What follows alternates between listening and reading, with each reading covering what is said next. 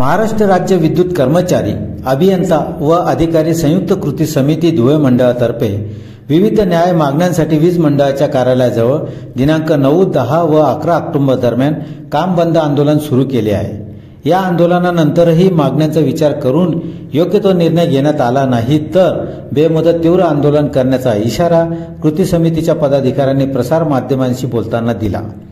महावितरण कंपनीच्या चुकीच्या पुनर्रचनेच्या प्रस्तावाची अंमलबजावणी तात्काळ थांबविणे, कंपनीचे 329 उपकेंद्र कंत्राट पद्धतीने चालवण्यास देण्यास तीव्र विरोध, समांतर वीज वितरण परवाना देण्यास कायम तीव्र विरोध, वीज कर्मचारी अभियंते व अधिकारी यांनी शासनाने मंजूर केलेली पेन्शन योजना लागू करा आदी असंख्य मागण्यांसाठी हे आंदोलन सुरू आहे।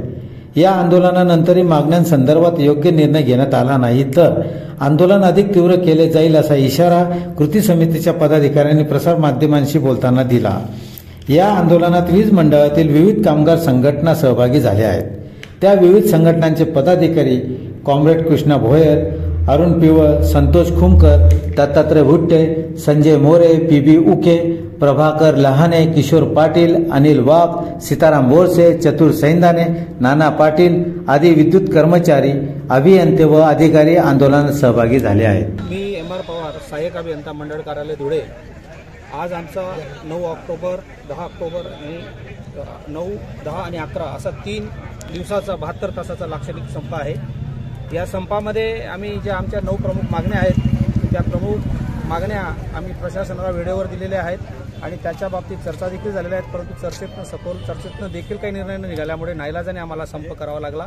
त्यामध्ये प्रामुख्याने आमच्या वीज वितरणाची जी काही खाजगीकरणाचा समांतर परवाना आहे तो देणं रद्द करणे ही एक आहे।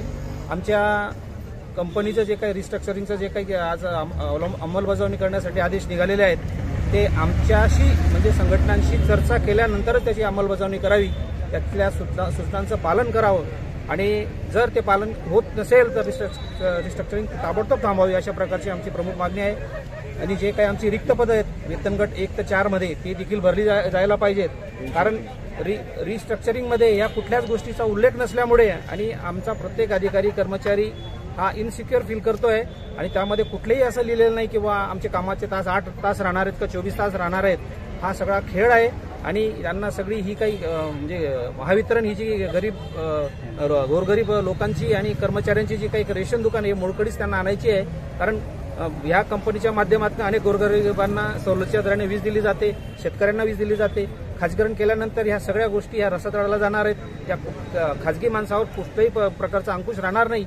ज्याप्रमाणे भिवंडी आहे, मालेगाव आहे, या इथल्या लोकांचा प्रक्षोभ पाहता खाजगीकरण करणे हे कुठल्याही न्यायाचे नाही आहे आणि कुठल्याही ग्राहकांच्या फायद्याचं नाही आहे आणि या सगळ्या भावना लक्षात घेऊन आम्ही हा संप केलेला आहे। यामध्ये कुठल्याही ग्राहकांचं नुकसान होणार नाही, ग्राहकांच्या फॅसिलिटी वाचवण्यासाठी सुद्धा देखील हा संप आहे आणि आमच्या हिताचं आणि आमच्या भविष्याचं आमचं कल्याण कसं होईल, आमच्या कामगारांचं भविष्य कसं चांगलं होईल या दृष्टिकोनातून आम्ही हा संप केलेला आहे। त्यामुळे कुणीही या संपामध्ये आमच्या कर्मचाऱ्यांच्या विरोधात ग्राहकांनी असं काही चुकीचं मेसेज घेऊ नये किंवा त्यांना त्रास होईल अशी आमची अजिबात भूमिका नाही। त्यांनी देखील आम्हाला सहकार्य करावं आणि जोपर्यंत आमच्या मागण्या मान्य होत नाही, जोपर्यंत आमचे हक्क जे आहेत, आमचे अधिकार हे आमचे शाबूत राहतील किंवा अबाधित राहतील अशी भावना आमची खात्री होणार नाही, तोपर्यंत आम्ही हा संप करणार आहे। वेळ पडली तर आम्ही दिवाळीसारख्या सणात बेमुदत संप जरी उपसण्याची वेळ आली, हत्यार उपसण्याची वेळ आली तरी आम्ही मागे हटणार नाहीत आणि आमच्या मागण्या ज्या आहेत जोपर्यंत होत नाही त्या शेवटच्या घटकेपर्यंत आम्ही संप करणार आहोत। धन्यवाद।